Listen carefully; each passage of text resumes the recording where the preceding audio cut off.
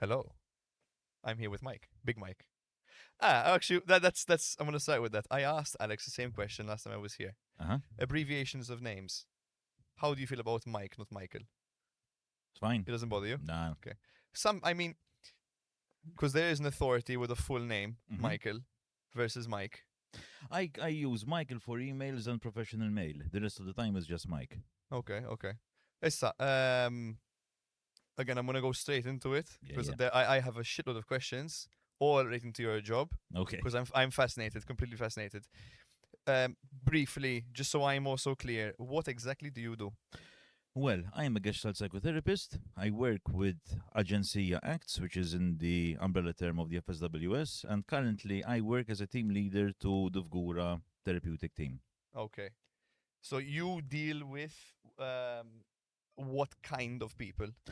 As a rule, anyone and everyone. Lots of social cases. My area of expertise, if you can call it that, is addictions.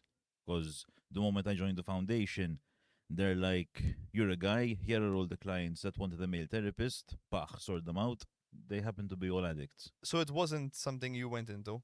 No, no, Oh, no. sit fell on your lap. Yeah, yeah, yeah. My placement originally was with um, victims of domestic violence, victims and Okay. perpetrators.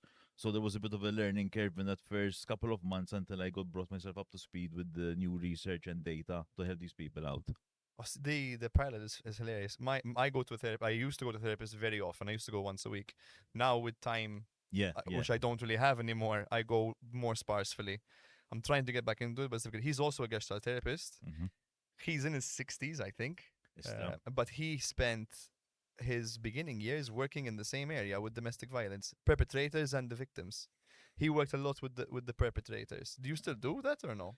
Not really, because automatically now, after close to, I think I've been close to 10 years with the foundation. Now, whenever there's an addict, they just send it my way, generally speaking. I have a habit of asking for them as well. You find them entertaining? I l- Entertaining isn't maybe not the right word, but do you find them I do. I do. I love working with addicts. I love it so much. why? Because number one, the cases, they're so complex. And the addiction, it is just a symptom of something a lot worse that's happening to these people. In fact, when working with addicts, I barely ever mention or touch the addiction. Really? Because once you understand why it's there, it makes perfect sense. In fact, But does the type of addiction affect, for example, okay. somebody with a gambling addiction versus Mm-hmm. a drinking addiction? Mm-hmm. Would they have different, It or can it be the depends. same? It depends. It depends what function it depends what role the addiction has in the person's life. Mainly, it's substance. I've had a couple of sex addicts. Never had any gaming addicts. Um, Gambling, specifically gambling, I just had one. When you say gaming and gambling, are you saying two different No, no, things? no, gaming like PC gaming. Okay, you okay, okay. Yeah, yeah, like the kind of people that spend 24 hours a day. I don't know why gambling companies call themselves gaming companies. Sounds nice, innit? It does, but it's not true. It's so fucking evil. Yeah, It's yeah, like no, you're not a gaming company. A gaming company is Ubisoft. yeah, You're exactly. you're a gambling company. That's what they are. Exactly. So, I interrupted you. You were saying, Right.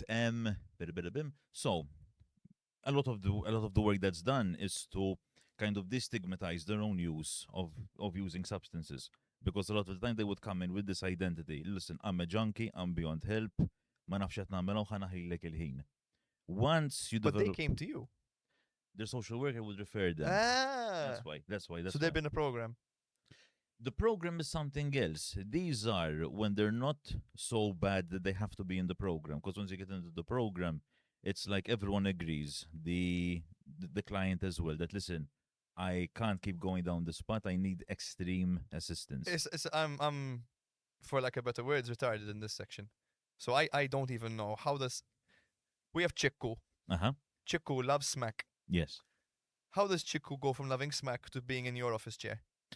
Well, I'm Chiku. okay. So either by chance or providence, you would have ended up in the company of a social worker. Either you realize, listen, I'm sick and tired of being sick and tired with my life. So you kind of Do they go looking for these people? The social workers? no, no. Normally they either go to SETA. Set is SETA is the agency. SETA is the addiction specific branch of the FSWS. It's their like this like their specialty. okay. So I Chiku go to Set up. Yes, you would go to SETA, you would tell them, listen, I have this problem, help me out. You would be assigned a social worker. That social worker would refer you to the service you need. A lot of the times, not a lot of the times, they would send them to a place where they can kind of detox a bit before sending them into the actual Because if they're on something rehabilitation. like smack, they need to come off it slowly. Otherwise, they have massive, Yes, massive withdrawals. yes, and the program itself is like a year and a bit. Okay, it's a So fucking long time. it is a very intensive, therapeutic community based kind of getting yourself out of this. So what would I be do? I would be living with these people, or I would You'd be be living with these people.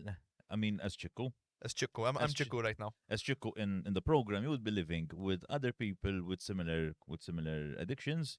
You would have the carers and care workers living there with you at the same time, and So these employees would be literally living with the addicts, some of them would, yes. not sharing rooms, and they would No, be no, in they'd no, be in no. a There compound or would a be a complex. roster. Uh-huh. The residents live there. The other professionals, there would be a roster. At least when I was there, that's how it was. It may have changed. But, there would be a roster, carers coming in and they would be replaced by other carers, for example. Some of them are there, like it's their 9 to 5 to be there, All like, right. like the therapeutic stuff. But as Chiku, you would be living there in the different phases of your recovery. And essentially, in some cases, they would just be taught even basic like living skills, like how to get along with other people as well, how to get used to living without the substance. Because for a lot of these people, the substance itself has had such a protective quality in their life. When you say protective, I'm going to give you a quote from a very, very heavy heroin user I used to say. He said, taking heroin was the only free will decision I could make in my life. that's fucking that's a big statement. Imagine the kind of life where the only, in the absence of any good options, a bad one is the next best thing. I can't even picture that in my head.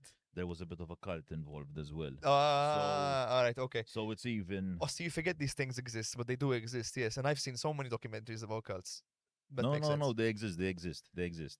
Which is why, okay, type of going back to the original work you do with these people, a lot of the time to get them out of that shame and guilt of being an addict, it's normalizing the reason why. Because if you've had a terrible childhood, a terrible adolescence, and a terrible adulthood, using drugs makes perfect sense.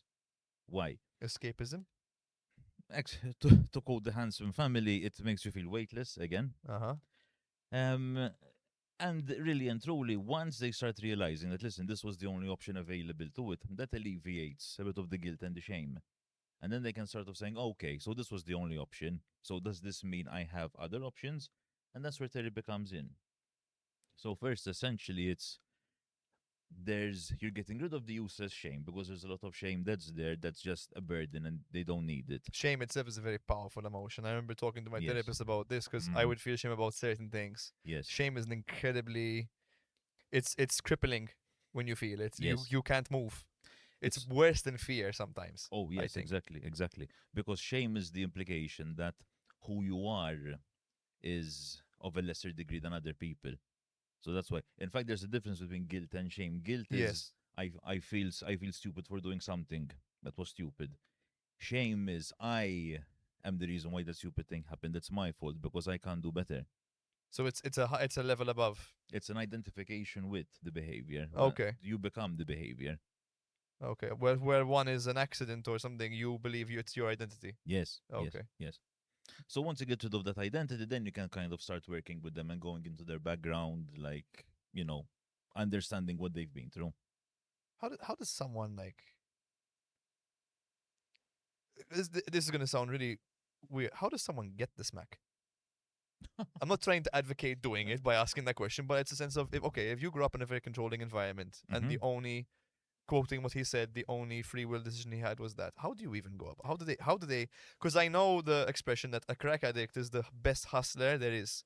No matter what, he will find money to get crack. No matter what. You could be broke, hungry, but crack will you get. Look, I mean, if they could maintain a very expensive habit during COVID, well, Fuck. listen, if there's one thing they have in abundance, it's imagination. So I don't even question how they got the money. They will find a way. They will always find a way because the withdrawals of the thing are even more powerful than the joy the thing gives you whilst you're taking it. Fair. There is such a fear, and the withdrawals are horrendous. It's like you literally feel your body is crumbling inside you. The chemistry of it has something to do with, like, you obviously, if you're taking an artificial chemical inside the body, then the body like doesn't really know. So it's kind of like, okay, let's kind of go with this. Let's try and adapt this into the system. Then the noradrenaline comes in when you're in withdrawals. And What is that? noradrenaline, it's a certain, to put this very simply, because like I told you, I'm not a very technical therapist. It's a certain chemical in the body that is released. That is what makes the withdrawals so terrible. You're talking about pain, discomfort. Pain, discomfort, loss of sleep. Would it affect like perception, like hallucinations, or no? I don't know if it's I think they would be in too much pain to have hallucinations, to be honest. Okay. Because it's literally, the feeling is like your body is eating you from the inside. Some of them, like what they say is they always feel like they have like a really severe fever. They feel their bones crackling inside them. It wouldn't be happening, but it's such an intense um psychochemical experience inside the body that it is horrendous. So at some point you become a victim to the addiction because you're not only trying to get Oh the high, yes. you're trying to escape the withdrawal. Oh yes, and the problem is the more you use, the more your body gets used to it. So the more dose you need to take. So there's always this, and a lot of them are very smart. They know they're playing with fire, but they have to up the dose to feel the safe feeling, knowing that if they take too much, they can just die. And they know that the more they go up this hill, the Harder it is withdrawals to are get will down. get worse and worse and worse and worse and worse and worse. Oh shit. In fact, normally when they stop, they're given methadone to help them to kind of ease off. So it's kind of like it goes up here and it goes back down. At the I actually had a fun enough. I had a discussion with somebody who works in this field, but I can't remember his name right now. Um, we were talking about gateway drugs. Mm. What's your view on marijuana? It is definitely a gateway drug because it is addictive. Now, what they would tell you is it itself is not addictive because there's no addictive chemicals in it, like you would say in cigarettes, for example. But people don't. Nicotine is addictive. Nicotine, Yes, it's addictive, isn't it? of course. Yes, yes, that's what I said. But there are addictive chemicals in cigarettes. No. There are addictive chemicals in cigarettes as well. All the extra stuff they put in. yes, yes, yes, yes. In that sense. But the herb itself, the plant, is not the addictive aspect. No, a lot of the time people don't get addicted to the thing itself. They get addicted to the type of high or Uh-huh. low it gives you. The feeling of it. Yes. In fact, um sometimes in fact you see that there's this difference between alcoholics and substance users. There's almost like alcoholics there's this almost like, I don't use substances, so I'm better than you. Really? Yeah. Is that what they? Fuck! I never saw an alcoholic as somebody who's. Yeah. Yeah, I always see it on the same plane because addiction itself. Just to qualify this, because since alcohol is legal and it's sort of glammed up, because So you is can go coffee. Yeah. Because you can go for wine tasting, coffee tasting, whiskey tasting. You can pair your wine with food. You can pair your whiskey with a snack, but you can't pair Your heroin with You know. with a packet of crisps. Fuck. If I'm sure they probably with a would. Walker's Prawn Does cocktail. does heroin affect taste? I wouldn't know. I never. I Yeah, I never don't had- understand, but have they ever told you? 'Cause I can don't you- think so. Can you imagine you just sat there thinking, yeah, Rice Krispies right now would really go down well with milk or with almond milk? I think, honestly, to be fair, if they're that bad, I think they would use all their money for just to get their next hit, not food. Fair enough. Fair enough. So- fair enough. So there is that. I do believe that. I think again, I'm not a therapist, and this is not my field, but I do think everyone is addicted to something, You can get addicted to anything. and it's not even again, it's not even the thing; it's the feeling it gives you. For example, people can be addicted to something as simple as like chocolate. Yeah. It's the sugar in the chocolate, yes, but it's the feeling it gives, that sense of like, tasty, And this is the association as well. because it causes a dopamine effect. Yes. And if you get a dopamine effect in a certain situation, you can get affected to the experience in that particular moment. Like smoking with friends Yes. rather than smoking alone, because there are people who don't Yeah, yeah, smoke yeah. unless it's a social thing. They only smoke when there are people there. That's what I used to do. I was a social smoker. Like when I was with friends, I'd go to 2 packets easily. By myself, one packet would last me a week. But with them, 2 packets easy. Oh my god. Yeah. I mean, oddly enough, I'm not gonna say names, obviously, but I noticed that within the community itself. When I say community, I mean all martial arts communities. Mm-hmm. There is a large amount of marijuana use, and a lot in BJJ. They have events called Yes. high rollers, Yes. where and they Yes. if we even have Muay Thai, which is the thing. Which is the thing. Generally, All you right. do a bong hit, Mm-hmm. you do a round Mm-hmm. of fighting, not a bong hit and repeat. I can see the logic of it because when you take away the anxiety and you kind of dull your nerves a bit, it becomes a lot more flowy and you can focus a lot more on technique. That I can agree with. That Yes, does make sense. but I understand it when you're doing it in a competition sense. Mm-hmm. It's the fact that people, I mean, people come to do a martial art for many reasons, but I feel like one of them is a sense of discipline, and it's almost kind of like what's the word I'm looking for when something is it counterintuitive to itself. I suppose. I mean, I'm thinking as a therapist now. If the person came into, like let's say he realized he needed some discipline, so he started a martial art, and they use, for example, like high rollers or Muay Thai, for example, and he's introduced into this, it may very well be that he may just be able to use it there if you find someone with enough discipline. So he would ease off it in his social life and move to using it in a more fair. It could be a way, but what I mean is people, they would come into the sport Mm-hmm. looking for structure, Yeah, but they don't stop the weed. In fact, sometimes they smoke more. yeah, yeah. And I attribute that because you mentioned anxiety. I think it's true.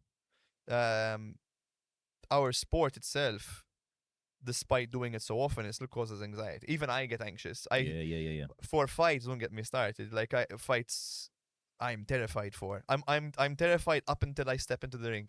Yeah, yeah. Then the fear goes away. But before then, I'm shitting my pants. Even for sparring, sometimes I get that sense of uneasiness.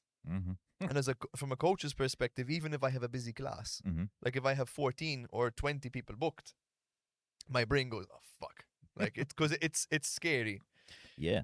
and I can see why somebody would keep taking to combat the anxiety. Because I mean, weed itself, not quite sure what it does chemically in the brain, but I know it does help with these things. Mm-hmm. At the same time, I know it can cause paranoia and some other things. I've had a friend who had drug-induced schizophrenia because of taking too much It weed. stayed with him, not when he was high. Because he used to take so much, and then I think here we have to qualify the amount of use as well. Because if it's just something occasional, or like for example, it's I'm trying to imagine it in a very relegated to a very disciplined use. I mean, it's not going to have the same effect as someone who wakes up, smokes, then keeps smoking throughout the day, and that's his whole day, just smoke, smoke, smoke, smoke, smoke. I wonder what how do you even perceive life if you're constantly high? I mean, what I will say is people who aren't high don't use drugs also have a very biased and unrealistic view of life. So if you're going to start putting in extra Hmm? chemicals and extra filters, True. No, I mean I'm not trying to shame the people who do no, it for sure not, for again, sure because not. people do it for their own reasons, and I understand again. Listen, and some of them may have a very justified reason as well. Like I said, I've met people who have fallen off the unlucky tree and hit every branch on the way down to the point that if I was in their place, I would probably be using drugs as well, for What's sure. what's their what's the reason that they give you? Like they just to feel good or No, it's to not feel like shit. okay, Sometimes it's not even to feel good. They just don't want to feel like themselves. it's as an escape. Yeah, because then you got people that use recreationally to feel good, like you said, Uh like the party people. They take ecstasy, or it's all love, and they feel amazing. But then some people, they just take it just not to feel terrible, which are two Very very different very things. They aren't different. the opposite, in fact. They're on No different ends of the spectrum. spectrums. Yes. What would you say is we're talking about smack, coke, and Mm-hmm. all these different things. What would you say is the easiest thing to get sucked into, Mm-hmm. the hardest thing to get out of, Mm-hmm. and there was a third one I just thought of and I forgot it, but it will come to me as you speak for sure. Easiest to get sucked into. Mm-hmm. I would say for me, cigarettes, nicotine, For sure. nicotine or alcohol or coffee, And energy drinks. caffeine, Yeah, yeah, caffeine, yeah, for sure. Uh-huh. and hardest to get sucked into, hardest to come by, I mean, realistically speaking, nowadays it's really not that hard to get sucked in because they've become so common. and they're cheaper. Or Not really cheaper. Just to give you an idea, a cop friend of mine told me that 9/10 of the violent assaults that happen are because of drugs. They're so common and everywhere. When you say because of drugs, does he mean Drug related. they're on drugs or Both. they are about drugs? Both. Both, yeah. It's it's a problem. I can imagine. It is a problem. What's the most common one you've seen in work? Well, it's an interesting question because had you asked me, I think like 10, 20 years ago, I would say heroin. Nowadays, it's coke. Yeah, Malta is known for it, unfortunately, now. Mm-hmm. Who do you, these are random all over the point, Yeah, but yeah, I've yeah, got yeah. so many fucking things. Yeah, yeah. Who uses the most coke? What profession? I suspect chefs, but I think it's iGaming now. iGaming, I would, Because they are very functioning coke addicts. I can Because they imagine maintain it. a job. They aren't like in the street and going to and asking for help. Look, with chefs, it's because working in catering is one of the most stressful jobs you can have. Yes, and it's fucking really hard hours. It is. So you need to stay awake. Yes, And yes, I mean, if you yes. look at World War II, what kept the Germans going was what did they used to take? Methamphetamines. Yeah, yeah. They were hopped up on drugs. Also, if you have ADHD, taking a stimulant will kind of slow you down. This I've heard. I've heard people with a massive ADHD, they do a bump of coke, and suddenly their brain just goes, calm. I had this particular client. He was super intelligent, very technically intelligent, as in the technicalities of things. He used to take coke just to quiet his mind to help him study. Unfortunately, it started becoming a bit too much. So That's nuts, Ostia. No, no. I have my A levels, so we just do a bump. and That's li- and nuts. listen, I can understand. and listen to this. When we started getting the addiction controlled, we had to work on dealing with the symptoms of ADHD, which he never had to deal with before. Oh my god. So whereas this drug was helping him, offering him kind of a maintenance level of functionality, now we took that away from him. So now he is clean. Because he was But- self-medicating, basically. Yeah. And then he had to go on something else. I mean, there was other medication he was prescribed. I don't know if he used to take it, to be honest, because he was afraid. This one in particular was afraid he would get addicted to that. But the thing is, it's like, and this is why working with addictions can be so complicated, because if you take away the substance, what are you going to offer instead in the interim? So this is You why can't offer nothing. You have to have something. You have to have something. What would happen if you don't? Besides it withdrawals, won't work. No, it won't work. It just won't work. they just jump back onto it. I've had clients that were active users whilst I was seeing them, and we started. The baseline was we both agree that this isn't good for you, right? Yes. So at least there was that baseline. But then, by not actually tackling that, because everyone else in their life would have been focusing on that, no one would have ever asked them, Emma, like, just to give you an example, but when you used to go over to your uncle, was he always very nice to you? Or when you were at school, were your friends nice to you? They never asked them this. So it was literally their life was abuse, abuse, abuse, abuse. But by force. Yeah. You know? You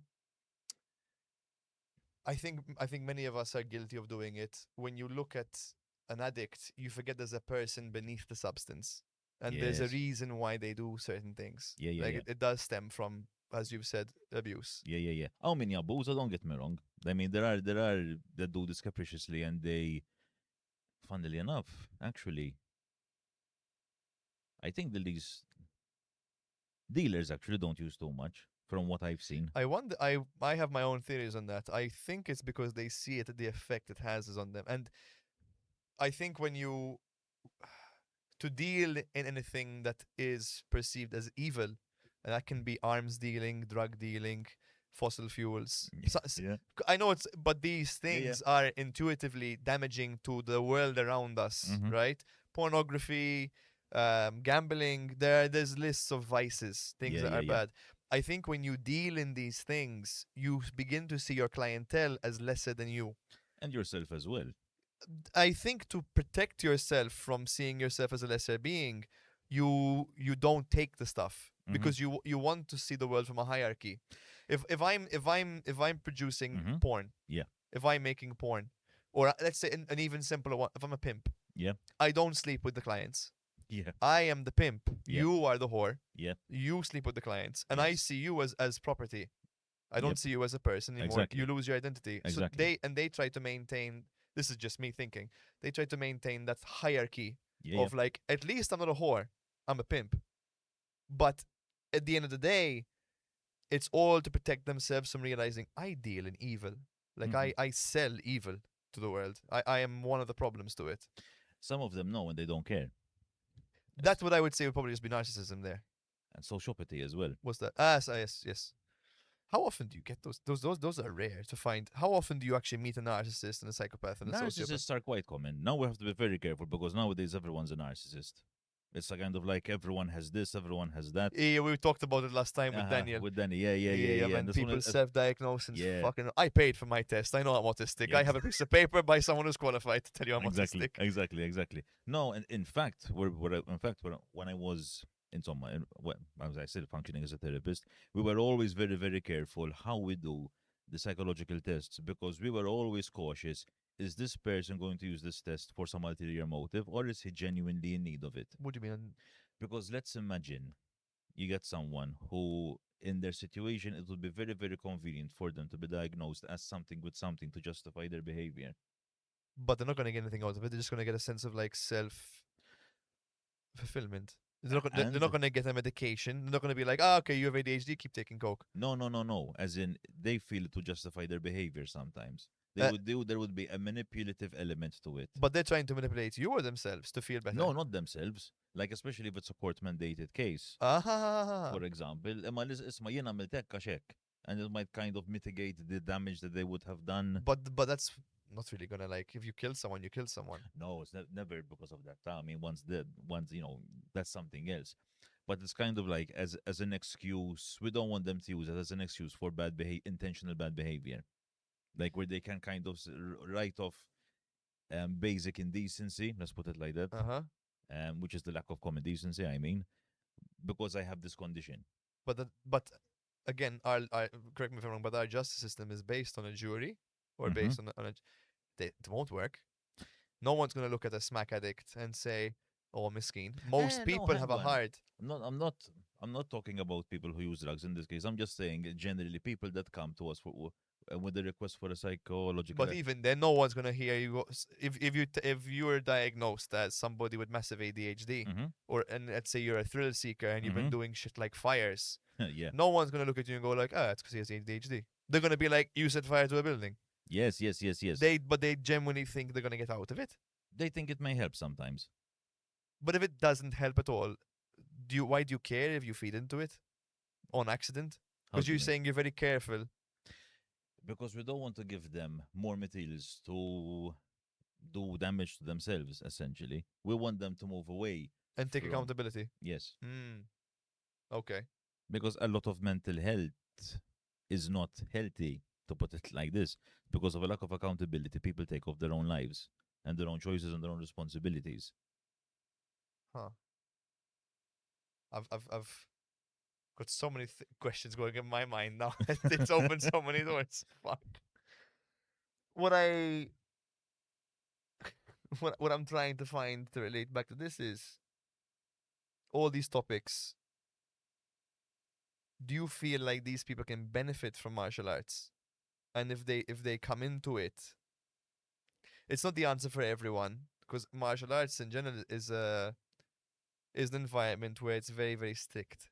You know what? This is reminding me of a point you and Alexandra brought up last week, the difference between martial arts and combat sports. Yes, and I'm saying martial arts on purpose Exactly. because a martial artist is a way of life. The way I've explained this to people is you're a combat sports athlete when you do the combat sport and you do Exactly. it for the sake of the combat sport because you Yes. just love to fight Yes. and it's the sport you like. Yes. A martial artist is a state of mind. Mhm. It is A way of life, A way like of you said. life. You live and breathe it. Yes. Your sport becomes a byproduct, but you approach life from a different lens. For Yes. example, I don't like exercising. Me, Sean, personally, I do not enjoy exercising. I hate the exhaustion that comes with it. I hate lifting weights. Yeah. I hate going for the runs. Mhm. I like the fun parts of it. But I do that because I know I have to do that. Yeah.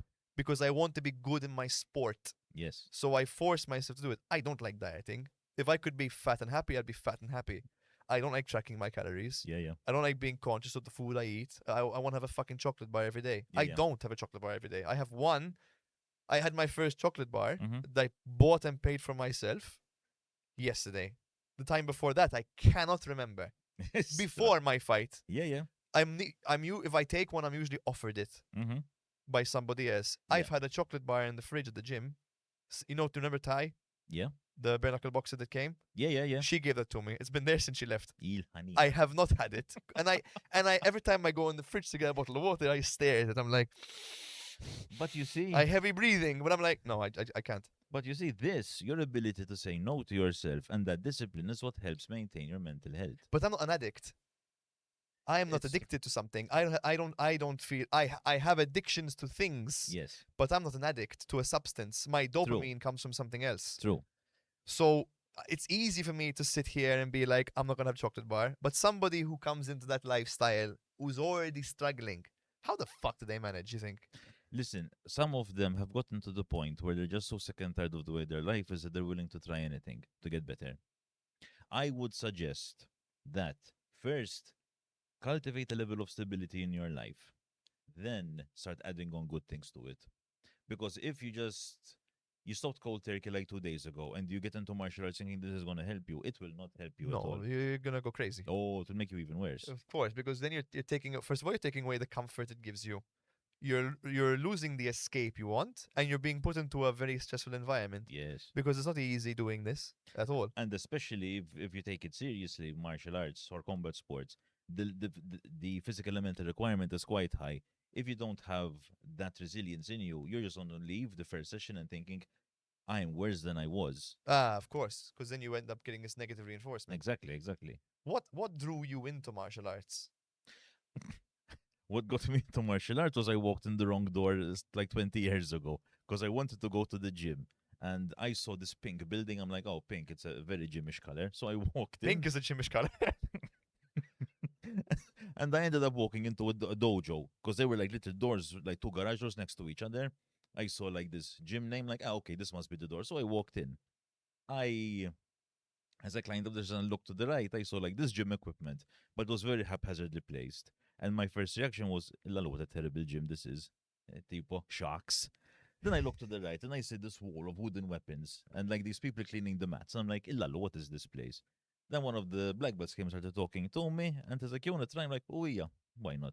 And that's how I started martial arts. What was the martial art? It was kenjutsu. What's that? Swords. Yeah. Fuck. All right. Hey, wait. Then from there, I branched off into many different things. That there was kenjutsu, there was ninjutsu, there was kempo, there was Wing Chun, there was my Wing Chun teacher was actually really good, one of the best teachers I've had. So I'm gonna get a lot of fucking hate for this. Ah. But I don't give a shit. Because I can fight.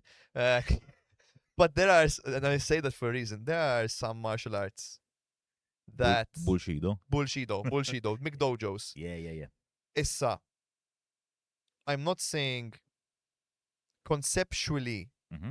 something like Wing Chun conceptually Mm-hmm. follows principles. Yes. The principles of redirection and counterattack. Yes. That as a principle Makes sense. makes sense. It And is- that principle is present in every Everything. martial art. Yes. However, Wing Chun's way of doing it does not work in real life. And you know why? Because they don't pressure test it. Now, I was about to get to that, but by saying it differently. Okay. I know it doesn't work in real life because you don't see it in the highest levels of sport.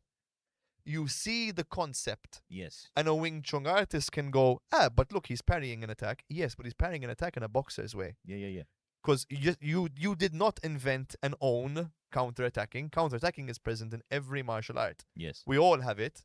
And there's also a level of detail that comes that people tend to forget. People think Wing Chun is a very soft art.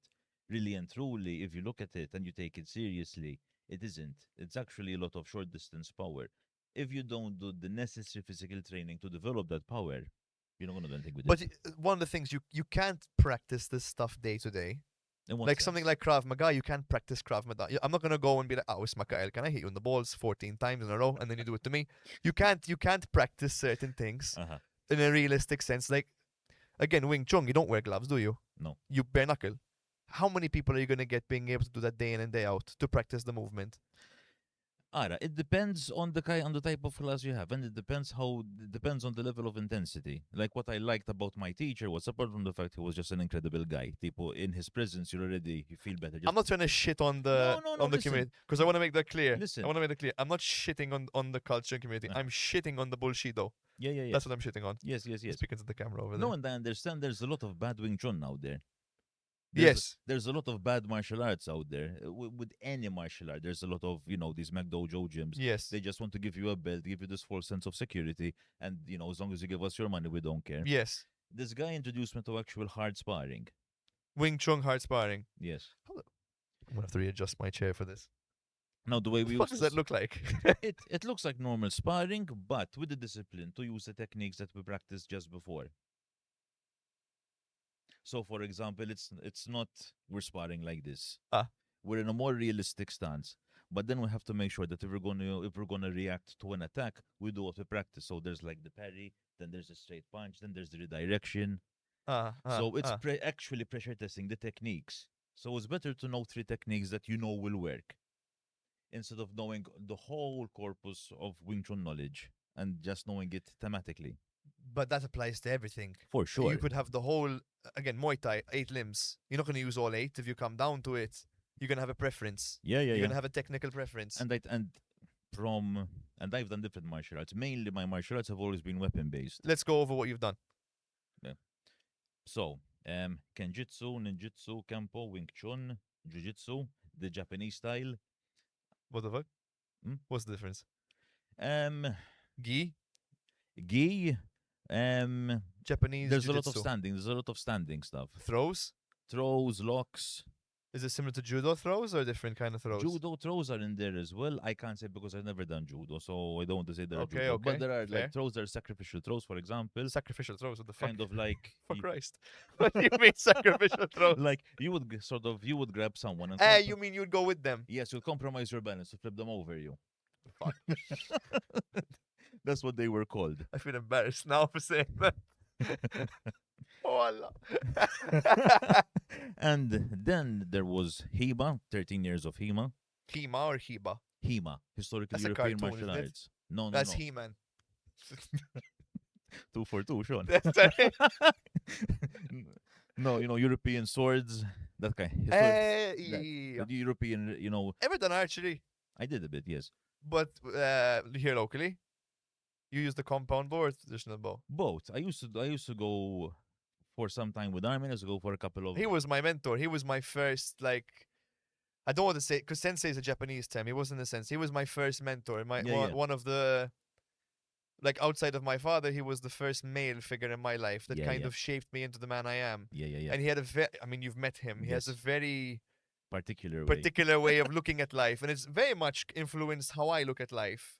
And it's influenced me for the good and for the bad, because now I can look at his teachings objectively and be like, he had some good points, but he was a bit fucked up. But we all are. Yeah, for sure. So you can take some good things. At the time, in my dumb teenage brain, because I was 17, I think, or 18 when I started. All right. So my frontal lobe wasn't fully there. Probably it still isn't. You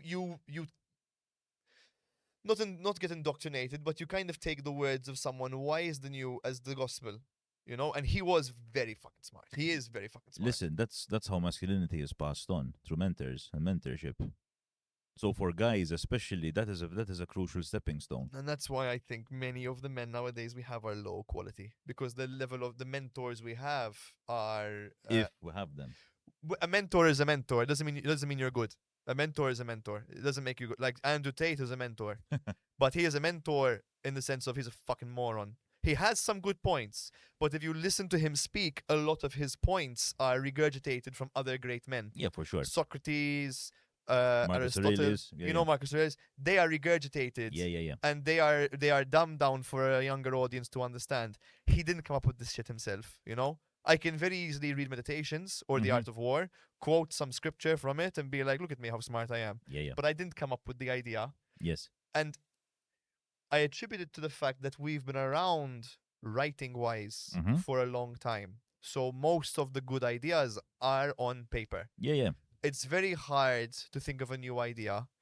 We think of a new solution to a problem when a new problem comes about. Yes. Now, for example, with the advent of AI, we will start, I think, we will start to see new quotes Mm-hmm. that come out regarding AI Yeah. because Genghis Khan never had to worry about water consumption to cool down the AI machines and the data farms. Yeah, yeah. It was not part of his forte. His issue was Mm. who we're going to rape and pillage next, Yep. how many horses do we have, Mm-hmm. how do we mount the horses. Yes. So he had problems we never had to deal with. Yes. And we're on the opposite end of things. I think the logic for dealing with problems remains the same. I think this is why we keep going back to ancient knowledge. Of course, history And repeats itself. even when it comes to martial arts, like what we were saying, because you asked me about my experience in martial arts. If I had to take one lesson from all the martial arts I've learned, is this: the human body can only move in so many ways. Very true.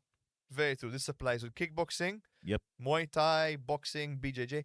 Very true. For example, the reason why I started Muay Thai wasn't because I wanted to learn Muay Thai, strictly speaking. There was this fascination because I never tried it before, so I wanted to experience it. But the real reason why was because at the start of 2023, I got into an altercation that had me severely trounced. And I'm like, all the martial arts I've learned so far hasn't prepared me for I reality. would love to see the size of the guy who tried to fuck with you, Ostia. Well, You are described by most in the gym as the big friendly giant, yes. you know, and I don't understand who would have a problem with you. Let's. It was at a Dog Brothers gathering. All right? So the guy was German. It was my first time at such a gathering. He was this much taller than me, Fuck. because that's one of the few places I find guys bigger than me, and very incredibly For those well people who trained. don't know, because I'm one of them as well, Dog Brothers does what martial arts? Dog Brothers, essentially, the easiest way to describe it is MMA with sticks. Now, the concept came about when, this is from what I've learned, so fact checked me. I haven't got a guy to. Ashley is doing the thing. I can't ask him to. I haven't got a Joe Rogan guy. James, pull this up. So basically, Dog Brothers came about when Filipino martial arts were starting to become very popular in America in the 80s. And there was this guy. And he's like, listen, of all the things we're learning, how much of this is actually works well under pressure? So he started pressure testing those techniques, and a gathering grew up around that. There is a very, very, very strong sense of community to the Dog Brothers, which is why they're called Dog Brothers. It's taken. Originally, I thought it was because they fought with sticks. I thought it was a play on words, dog sticks. But it turns out Woof. it's like, that's funny. That's how we greet each other sometimes for shits and giggles. Are you fucking serious? No, no, seriously, seriously. Woof, brother. Woof. That comes from, Conan, Robert E. Howard's Conan the Barbarian. Yes. There, in one of the graphic novels, he's rousing his men before a battle and says, "Come, my dog brothers, let us to war." So that's where the name came from. Fuck. Yeah, yeah, yeah, All right. yeah.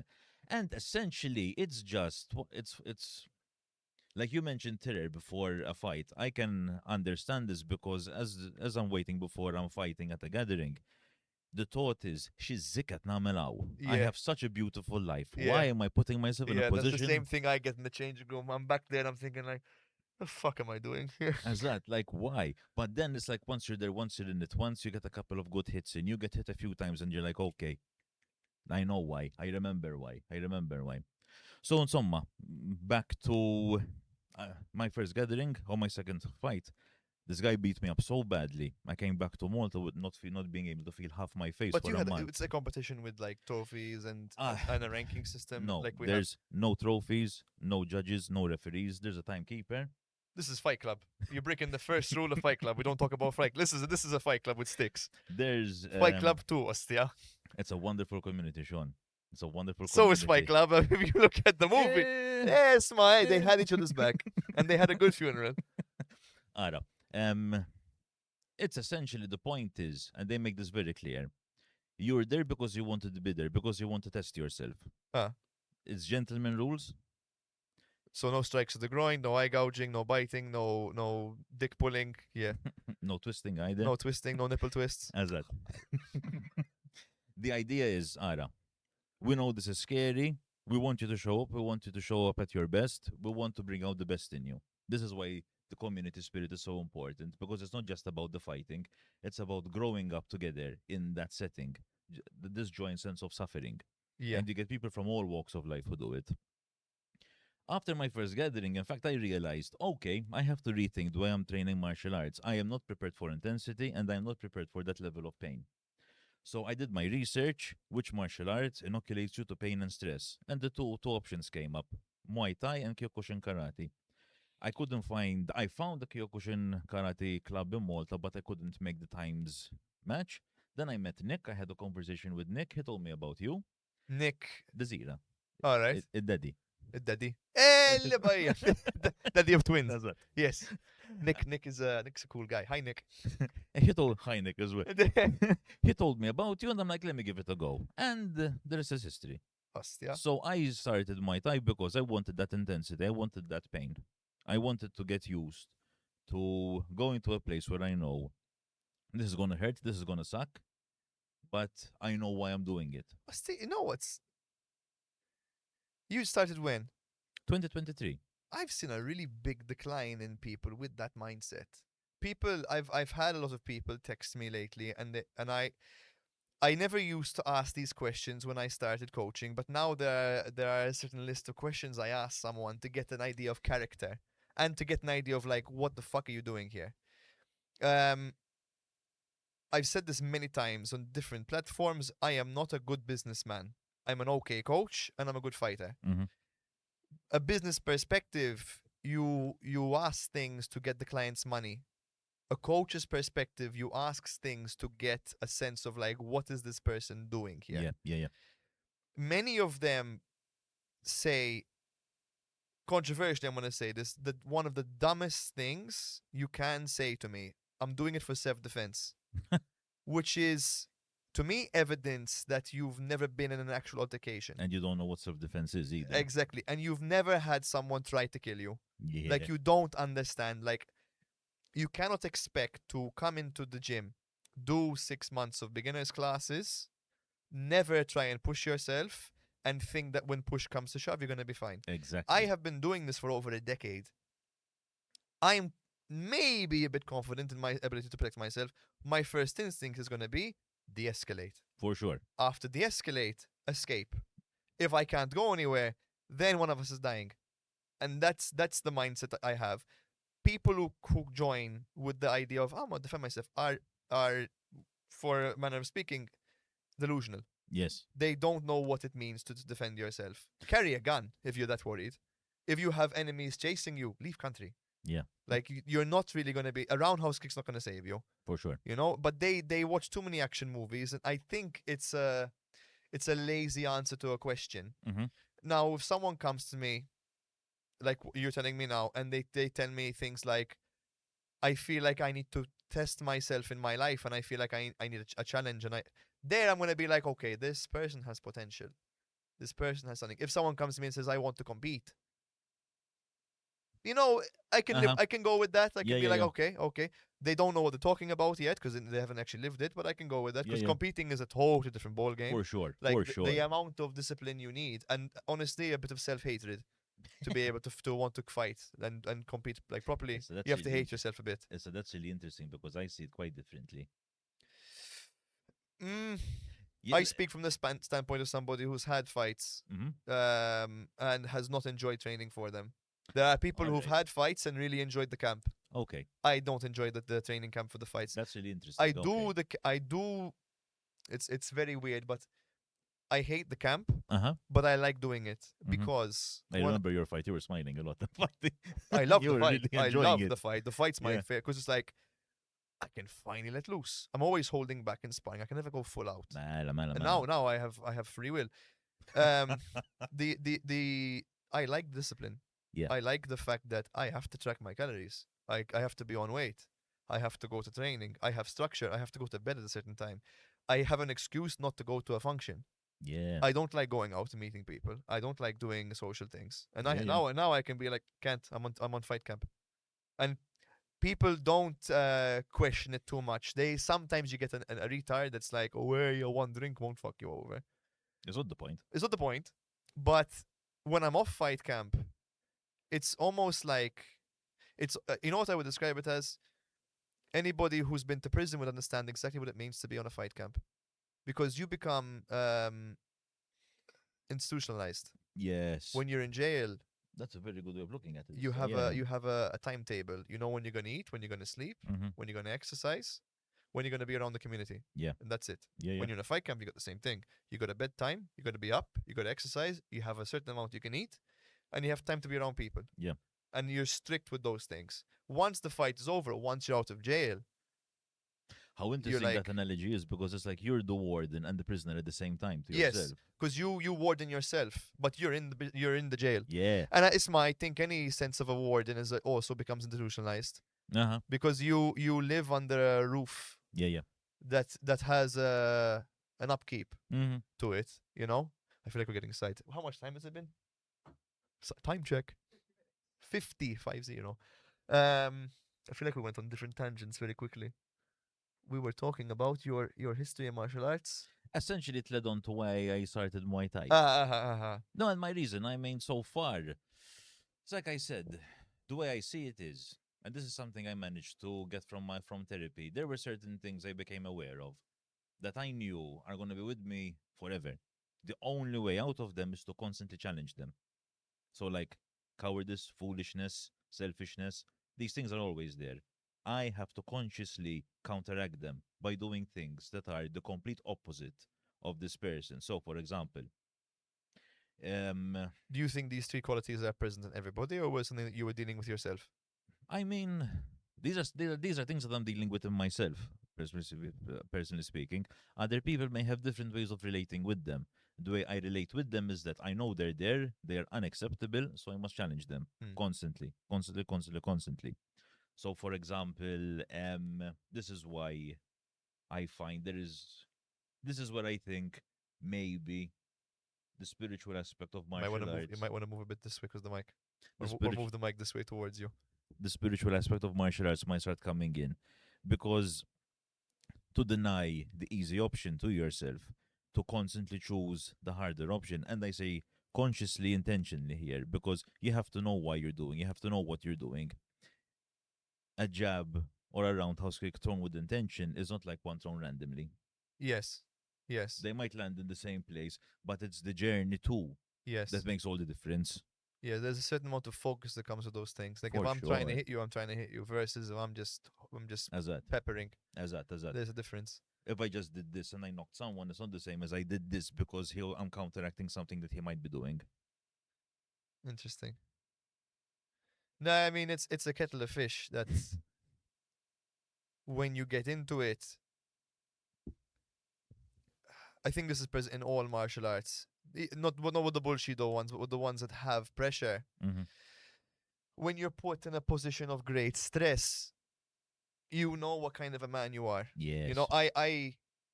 I don't know if anybody else has ever said this, but I think you know what kind of man you are when you're covered in your own blood. And that thought came to me. I feel like I've heard that said by someone before. I think it's been said by actual men throughout history, in all fairness, because it's true. It's like one of the unending, undying facts about masculinity. You have to test yourself. Yes. You can't just take it for granted that you're a man just because you grew up. No. I mean, you're male. You got a penis. Yeah, yeah, You got a set of balls, but there's difference between being male and a man. You know. for sure. And I realized this point. My third fight, I had my head bashed open with a knee, and I still have the scar. Yeah. I have mixed feelings about this scar on my forehead. A part of me is ashamed of it. Okay. It's a big word to use. A part of me is angry at myself, I'll say. All right. Because I always teach don't look down. Keep your head up. And I didn't Right. follow my own fucking advice. And I Yeah. got tired for a split second and I Yeah. paid for it. Yeah. I paid for it with a permanent reminder on my head. Mm-hmm. And I just remember the knee hitting my I don't remember much of the fight.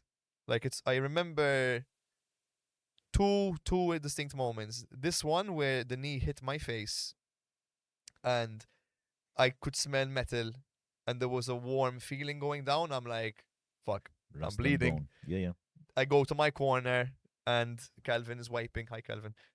Second time in a row, Astia. He's wiping my face and he's like speaking to me. I have no idea what the fuck he told me. Mm-hmm. I just kept bleeding. I'm like, I'll be fine, I'll be fine. They put some Vaseline or whatever they did as well afterwards to stop the bleeding.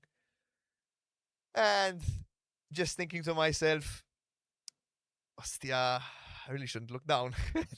And thinking like, fuck. And then I turn to the crowd and I see the gym and I'm just like, okay, I have to look strong now. I can't appear weak. That's stuck in my head after all these years. And there was one other moment. He threw a head kick. Mhm. It went past me and I went and smiled and he smiled back. And for a second there, I feel like both of us, I might be wrong what was going through his head, but what was going through mine was like, you're an okay guy, Astia. And then right after, boom, you go Yeah, back yeah, yeah, hitting yeah, each yeah. other. Um, Listen, all my dearest and closest friends have hurt me in some way in the past. So physically, yeah, yeah, yeah, yeah, yeah, yeah, physically. yeah. Yeah, So I mean, it's Kyle has rocked my shit more than once, and I count Kyle as one of my closest friends. Even Mark. Mark's fucking bum, I don't know. Mark's knocked my shit around. they are good friends to have. They are good friends to have. There are people who I would call in a pain. You know that scene from that movie? I don't know what movie it Whose is. car are we taking? Yeah, Yeah, those are the kinds of guys you have to have. I for always sure. think you need to have one person like that in your life. I feel like in the gym there are many of us who have that. I feel like if someone called and was like, "I need a favor," allegedly, we would come and commit allegedly great violence, allegedly. Yes. Um, I'll drop the back seats. We have room. Honey G. that's that. That's that. That's that. It's a nice community. Now that you're mentioning it, it's a very, very. There's no malice in that community. It's sometimes it catches me by surprise. You know what it is? At the beginning, there was a shift because it wasn't my gym. It was Al's gym. It wasn't. It was my coach's gym. I was too. I was too busy trying to survive my teenage years and early 20s Mm. to really feel what kind of community he had Right. because I don't remember what it felt like.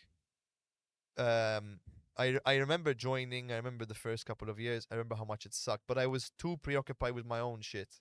Like my early 20s, my teenage years to my mid 20s, I was a very lost puppy. Yeah. I was still figuring out who I am, what's my purpose, where am I going. And I was battling my own demons. I wasn't in therapy yet, so I couldn't sit and understand what room am I in. Yeah. Once I metaphorically and literally had the keys in my hand, and suddenly I'm driving the car, Mm-hmm. then I had to be like, okay, who's in the car with me? Yeah. What kind of car is this? What are we going for? This was one of my questions for you, Infatti. What was it like for you to be, to Is that the question itself? yeah, yeah, yeah, Go yeah. on, go on. What is No, it? like what was the experience for you like when MTV became yours?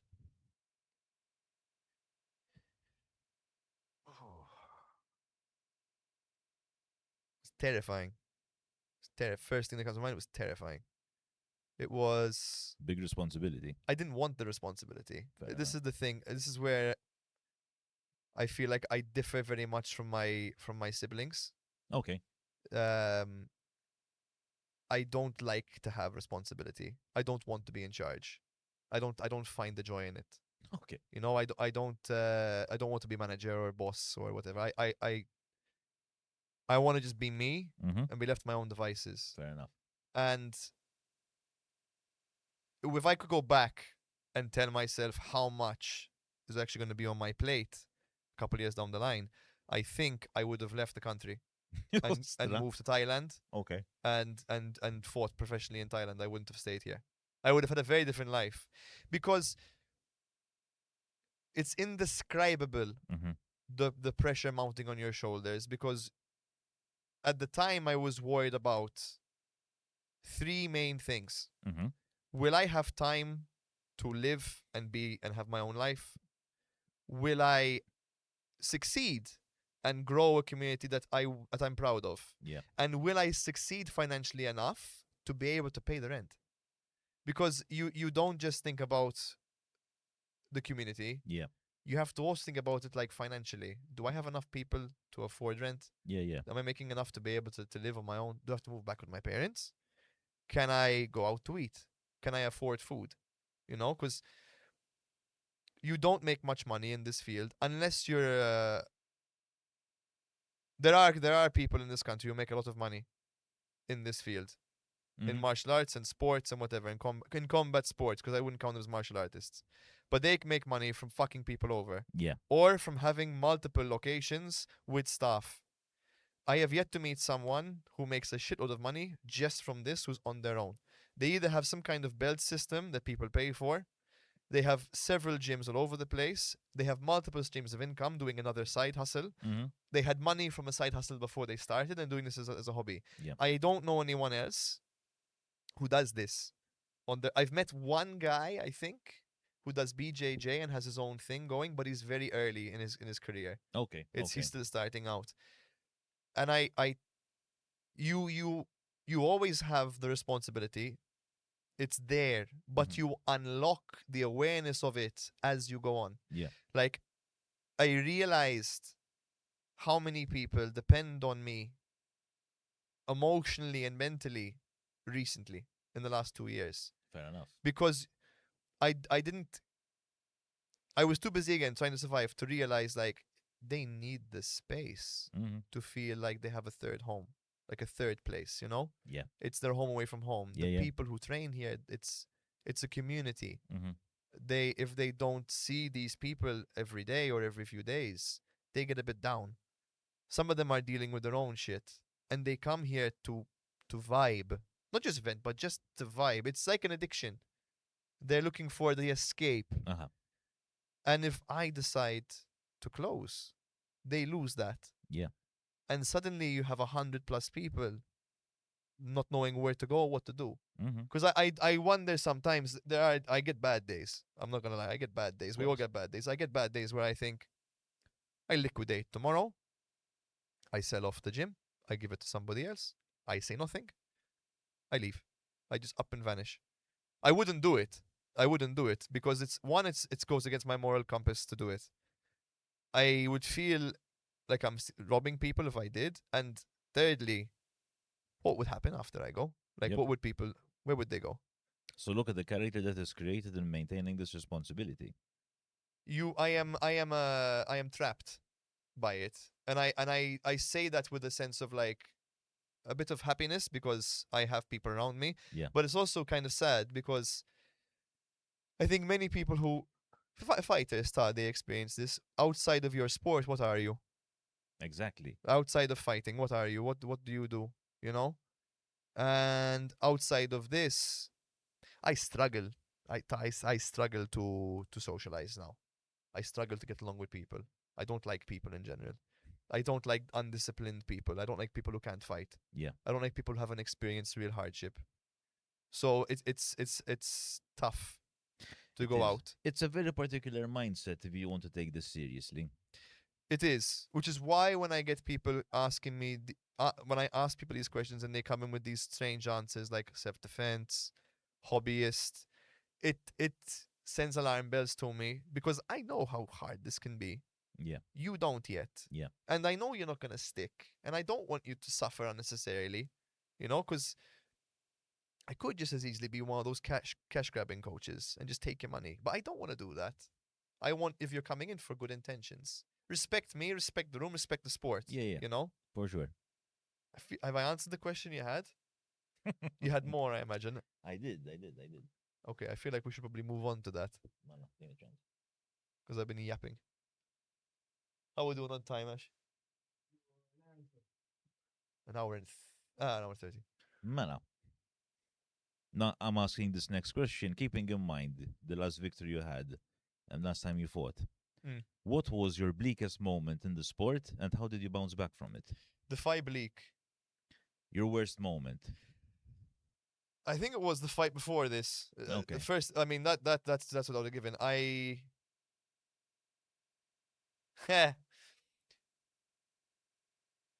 had my third one. Mm-hmm. Trained really hard for that.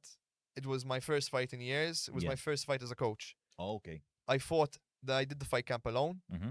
Trained really hard. Fought Eduardo. Came off that with a win. Felt really good. Told myself, okay, now we start. Now we build an army. Yeah. Now I get the guys in. We all start training.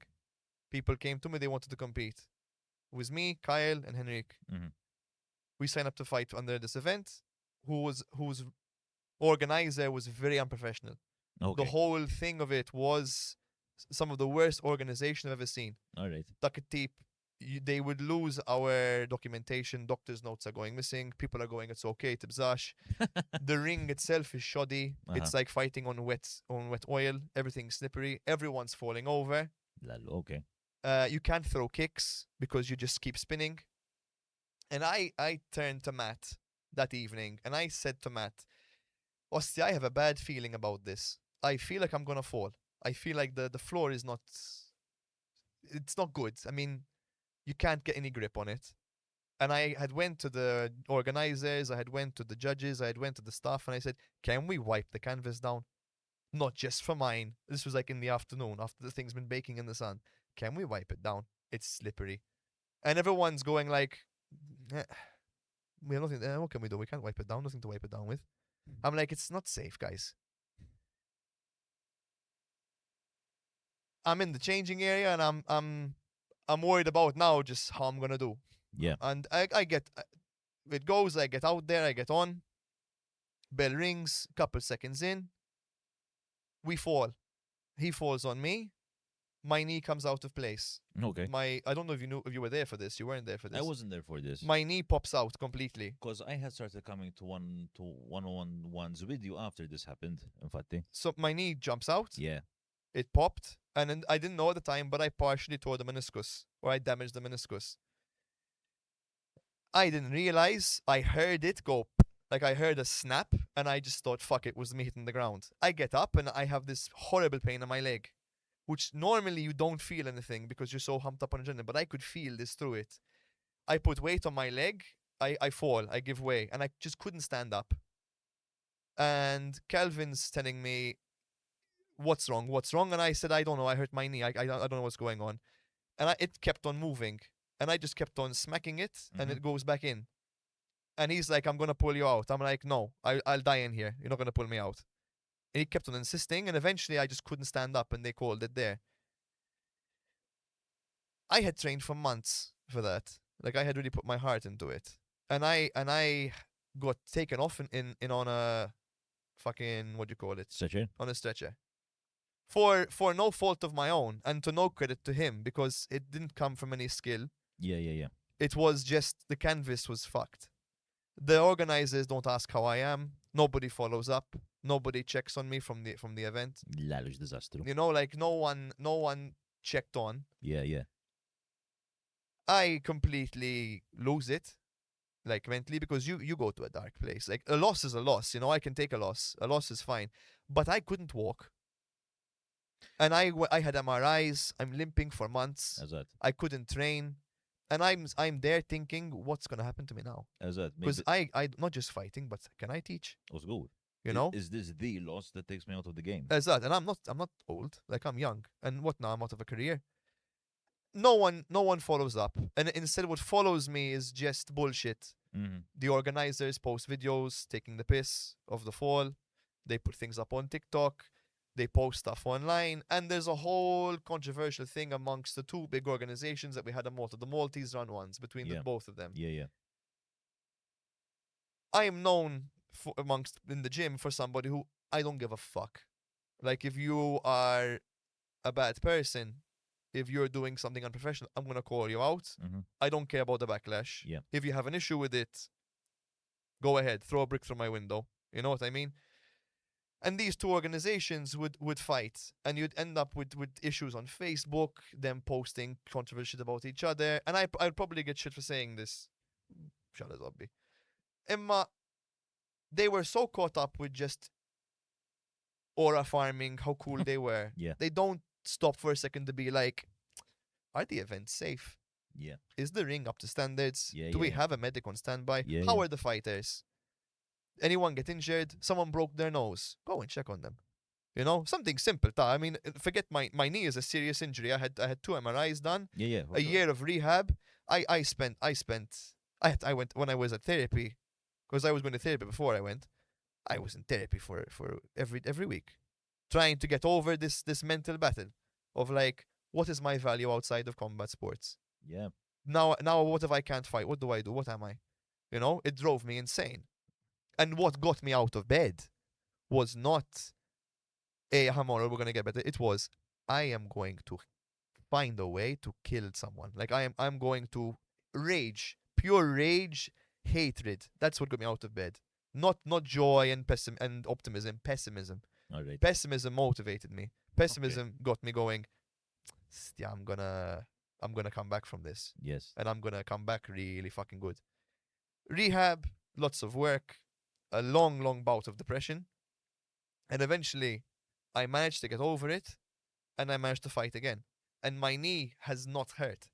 After my competition I had now, I haven't had any pain. A Excellent. lot of it was honestly psychosomatic because I would question every movement. Now I'm moving around like it doesn't bother me. I don't even notice it.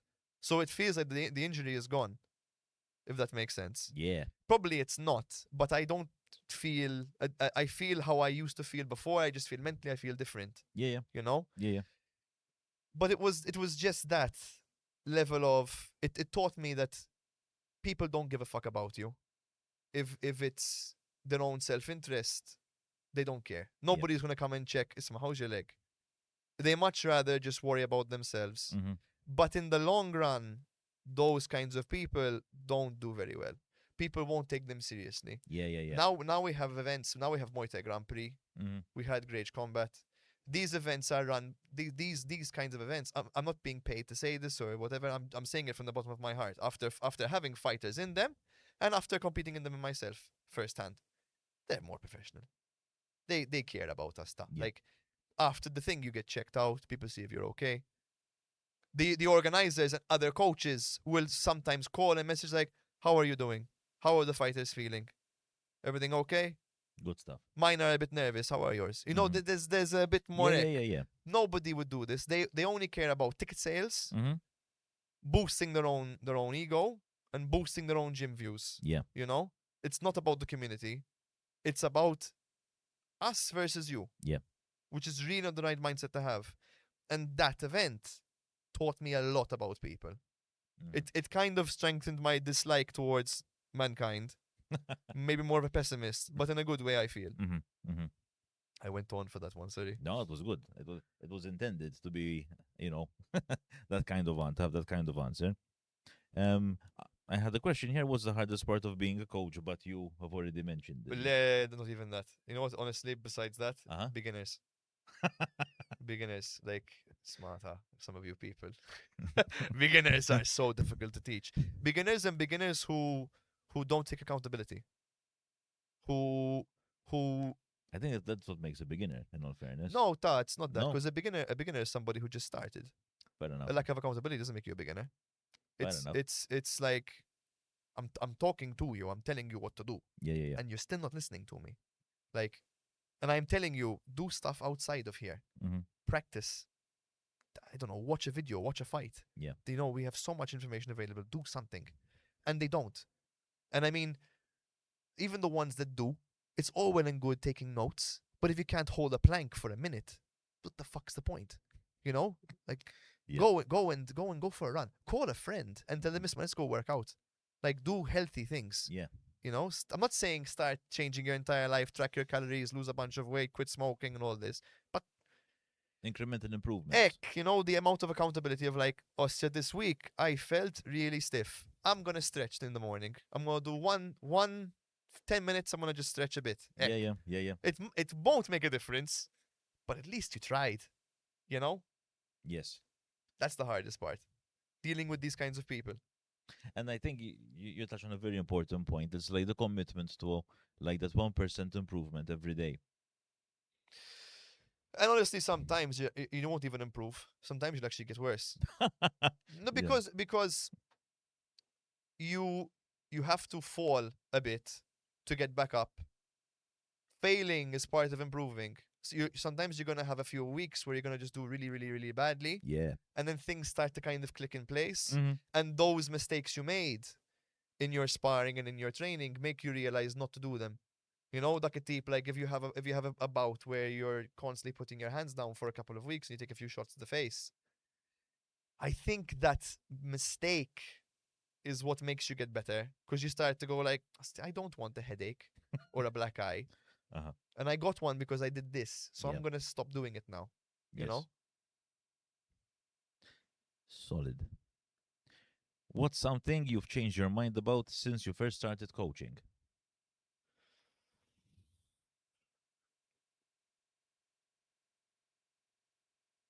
Not everyone is like me. Okay. Illallo. Okay. I used to think like if I can do it, you can do it.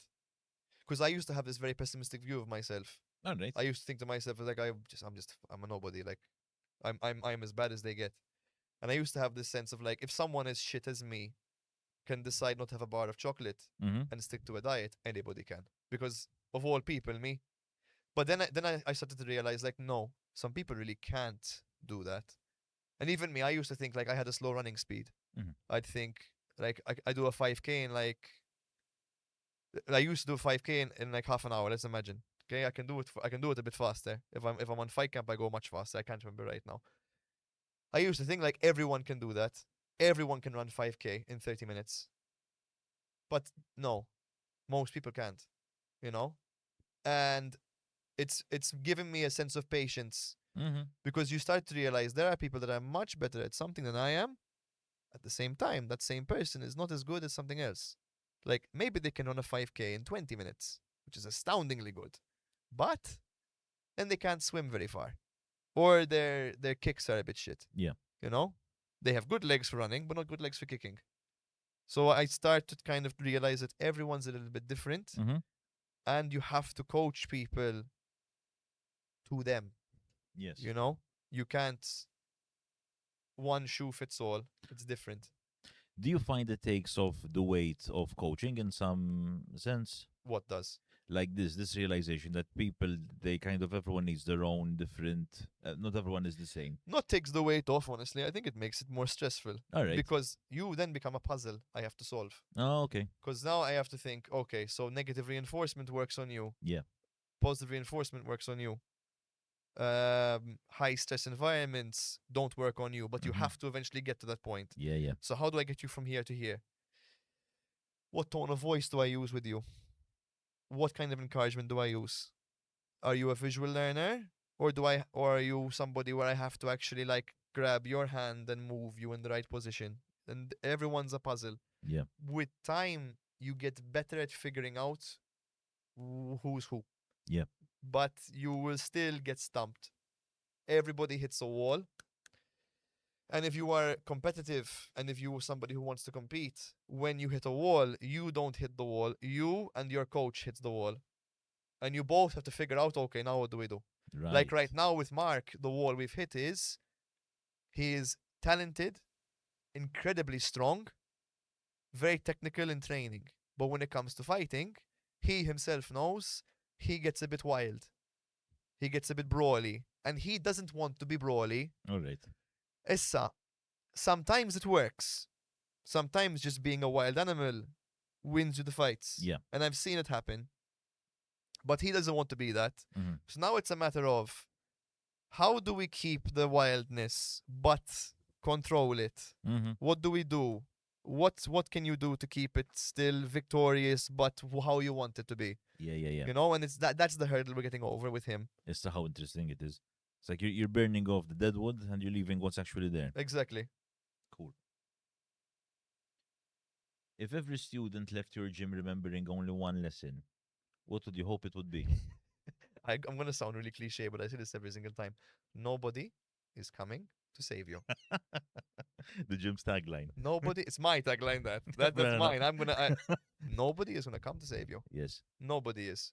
And I tell that to myself when I'm at my lowest points. When I'm in my lowest of lows, no one's gonna come and save you. Mm-hmm. You gotta dig yourself out the rut. Yes. You know. And sometimes you're gonna fail, but that's just life. Part of the process. Exactly. Part of the process. It's I don't know how much time we have left. So we are an hour and 20. Ah, we were an hour and 3 earlier. I thought we were an hour and 30. I've got questions. All right. I've got some questions that are mine, and they are very not on the topic we've been speaking about. All right. And I've got some questions I've got two from people. All right. I'll start with mine while this boots up, All right. because I think mine are fun. What kind of a fruit are you? Kind of a fruit am I?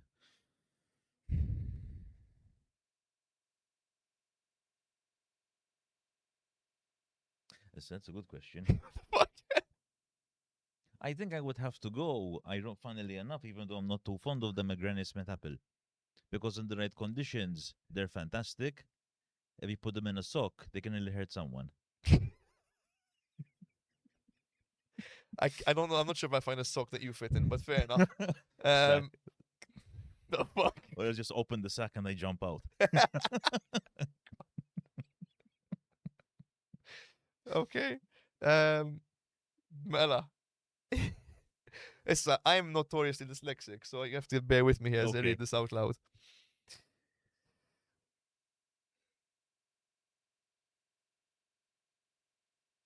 That one's way too long to read.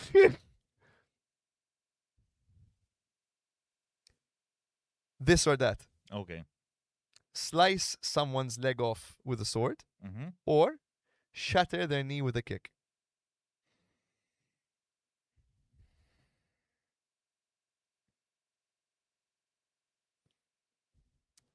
Slice someone's leg off with a sword or shatter their knee with a kick. I think I would shatter someone's knee with a kick because I think managing to take out an armed opponent is way cooler. Interesting. I go with the knee because I know how much that sucks. Yeah. Plus, I play monk in D&D, so obviously. That was actually one of my questions. What role are you in D&D? Monk. Fuck, okay. At most, I multi-class with barbarian. I can see that actually, yes. Uh, Someone, I don't know who it was because these are anonymous, but someone wrote down really complicated, long questions. I think I know who this person is. I'm too thick to fucking read because there's the word dogma. Who says dogma in 2025 or 2026? And I'm trying not to embarrass myself online. I have an idea who this person is. I really want you to read. I'm gonna stutter. I'm gonna Okay. really stutter, and this is Alright. gonna look really bad. And thankfully, I'm doing all the clips on Instagram because if Hannah gets a hold of this and does one, she'll just Alright. tear the piss out of me. What pushed you or Uh-huh. drew you in brackets towards the dogma you currently follow or practice? What was the process of how you got there? And how much of it do you believe was divine intervention of sorts, if any? What the fuck does that mean? Because I know you're a godly man. I'm trying to get to the grips of what this person's trying to say. I have a feeling I know who this person is. I have a feeling. It has to be this guy because, Can I give them burpees? well, what drew me? Oh, they don't go to the gym, alright. No, they're not. They're not. I tried to get them to come to the gym actually because I think it would do them some good. Mala. What drew me to my dogma? I think what drew me to my dogma is I gotta I'm gonna look up the word dogma right now, so I know I have the right meaning. Go on. my dogma. My dogma. Well, it would have been helpful if this person specified what my dogma is, because I've had quite a few throughout my life. I think, let me answer gently, my way of being. I choose to be the way I am because I've had quite a life where I try to be different things. In the year 2023, I realized I'm sick and tired of jumping around. I'm going to focus on getting rid of everything that is fake and toxic within me. And whatever manifests, manifests. Mm-hmm. So, not trying to actively be something. I can't be bothered. I can't be bothered with identity. I can't be arsed with reputation. Reputation is something other people give you, I feel. Mm-hmm. I'm just focusing on being as not fake. And I'm not saying being authentic, being not fake and not as holish as possible. Interesting. Do you think reputation is important? I think making an effort to have a good one is. I keep in mind that despite your efforts to be a good person and to have a good reputation, that you will always find someone that will try and make you seem a lot worse than you actually are. Because this is something that has happened to me. Mm-hmm. I think reputation, especially in this very small country, in Malta, is key because Word of mouth is everything. word of mouth is everything. Word of mouth gets you sales in business, and it also Yes. gets you a certain amount of respect. Issa, some schools of philosophy will tell you that to care about your image is vain. Mm-hmm. However, there are, I believe, to be an extreme like that is not good. Yeah. You need to care about your image to an extent. you have to care about the maintenance of a good image. That is Yes, important. yes, You have to put the work in. You need to have skin in the game for yes. sure. Not only that, but like if you throw out, if you go to the extreme, you throw out things we don't think about, hygiene. No, but Like Diogenes. you Yeah, know, yeah, yeah, like yeah. Diogenes, you end up like Diogenes, which, granted, his school of philosophy has its good points, but I could just as easily find the flaws in it. You know, nobody wants to be an extreme, Yeah, yeah. so you have to have some, just a sense of like, a bad reputation is much worse, much worse than having no reputation. Yeah, So for you have sure. to have something, and Yeah, it's yeah. good. It's better to have a good reputation, because if you had a rep of somebody who smells, I'm using hygiene as a basic one, For sure. it's going to affect people's view on you, Yes. and that in turn, because of how we are wired socially, is going to affect how you view yourself. You know, like it goes back to the SpongeBob episode where SpongeBob thought he was ugly, but actually he had bad breath because he ate that really oniony burger. You look like you're having a hard time hearing me say this. No, it's good. It's good. It's good. He wasn't really ugly. Yeah. He just stank. Yeah. You know, but he hated himself in that episode, Yes. and the people around him, like Patrick, ate what he ate, spent time with him, and in turn began to smell. And they believed that they were also ugly. And to try and run away from feeling ugly, they decided to shun him and separate themselves, Yeah. which made him spiral further. Yeah, yeah. Until someone came and showed him, "You're not ugly, you just have bad breath." Yeah. And then his self worth came back. Yeah. And he learned a valuable lesson in the episode. Yes. SpongeBob teaches you really interesting things. There is something to be said about having self-awareness. Yes, yes, yes, yes. So there's a certain amount of rep you have to keep. You know, Mhm. like I believe it's kind of relates back to it. I believe how people describe you is important. For example, when it comes to men, Mhm. males, there are descriptive words we can use. Boy, guy, man are three different things. Yes. You know? Dude, very different thing. Yes. Rajel, very different thing in Maltese culture. Dak Rajel, Mm-hmm. very different. These are all descriptive words. Yes. But what someone, if I tell you think of someone, if I tell you think of Genghis Khan, Mm-hmm. you're not gonna say dude. You're gonna say man. Yeah. Genghis Khan was a man, Yeah, yeah. you know? And the same applies for women. So I've never lived as a woman, so it's different how they view themselves. But men view women in again, similar context. Woman, Mm-hmm. girl, chick, lady, Yep. and there was a fifth one, but I forget what it was. I believe it's a more derogative term, but I can't remember what it was. But it's a bit, I think tart was but it's an English thing. Um, Yeah. and then when we have Maltese culture, dik tifla, ايوه. you know what I mean? Dik Mhm. mara. We have these Like even terms. the implications, like moħta tifel, per Exact, eżempju, exact. he's So immature. so some of my friends I would describe them as guys. Yeah. Some of my friends I would describe them as boys. But then it then becomes a point where you start to separate, where it's Yes. like, okay, I don't want to hang out with you if you're gonna act like a boy. Yeah, yeah, yeah, for sure. At least be a guy. Yeah. At least be a guy. There are downsides to being a guy, and there are downsides to being a man, because there's an upkeep that comes with being a man. For sure. You know, Yes. and I believe these are part of what is your rep. What Yes. is what is your, when people look at me, it's very easy to get sucked into the idea of I have to maintain this value, and if people look at me differently, I am worth less. Yes. You have to be able to accept that sometimes somebody won't see you as a man.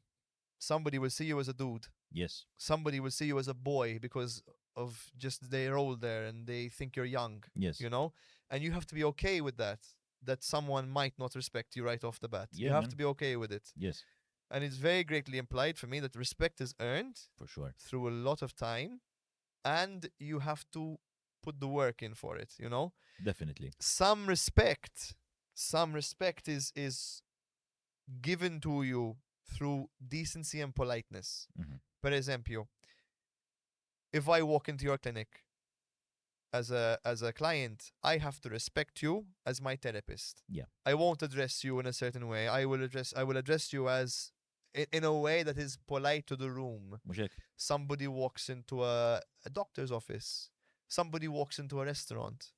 There is a certain amount of unconditional respect we give to the person, Based which on in how turn they act. reflects us. Yes, yes, yes, yes. Because if I walked into a restaurant, if I went on a date with someone, and say it's my first date with a woman, or in this case, I'm gonna say it with a girl, and Mhm. I walk into a restaurant and she's rude to the waiter stuff. That's the last date we're having. Oh, for sure. That's the last time we're gonna For have a sure. correspondence. That's Yeah, it. yeah, yeah. If I've been seeing someone and I bring them home and they're rude to my parents, unjustifiably, because my parents are human. Sometimes they can do things we don't like, unjustifiably. It cuts them off, you know. Yeah. And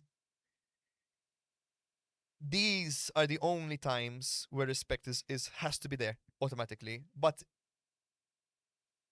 the extra stuff is built on top of that, you know. And this is touching on a very, very good point because people will always see you as much as they are able to see.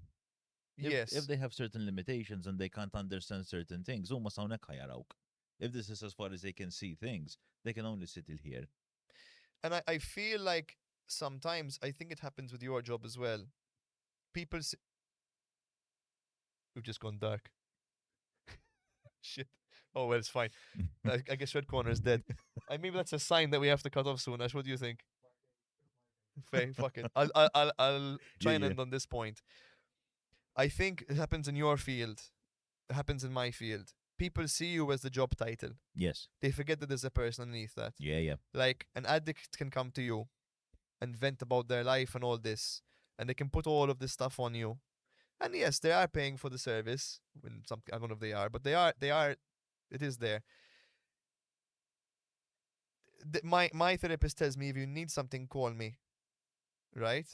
I think they all do. Like if when he says that, if you feel like you're down, if you Mhm. feel suicidal, if you feel like in a low place, speak to me. Some people take that for granted, and they do Yes. it too much. Yeah. I would only ever, I haven't done it before, and I would only ever do it if it was really I'm at lowest. I'm about to jump. Yeah. At my lowest point, I would do it. Because if you see someone as their job title all the time, you forget they're human. Yes. If someone sees me as a coach all the time, they forget I'm human. Like I need a break. I can't be in the gym every single day. Sometimes I have to take the weekend off. You know, don't text me at like 11 o'clock at night. Yeah. I'm not gonna look at the phone. Don't expect me to. That's important. You know, Yeah. you have to have boundaries, and it's difficult to enforce them sometimes with people because they're so like Yes. blinkers on, and they think, oh, this person is just that one thing. Mhm. They forget there's stuff outside of it. Yes. You know. Is there anything you want to end on, or I think the light has kind of told us to fuck off. Um, no, I'm good now. Sweet. I'm curious if there was another question. Nah, Nah. maybe there'll be a part two if people like this one. Who Mhm. knows? Otherwise, I think it was pretty good. Yeah, I enjoyed it. I have two more guests coming sometime next month, Cool. and I'm gonna try and see if I can squeeze in a third one. We have to try and see. But Nice. otherwise, this has been a very successful 3. Nice.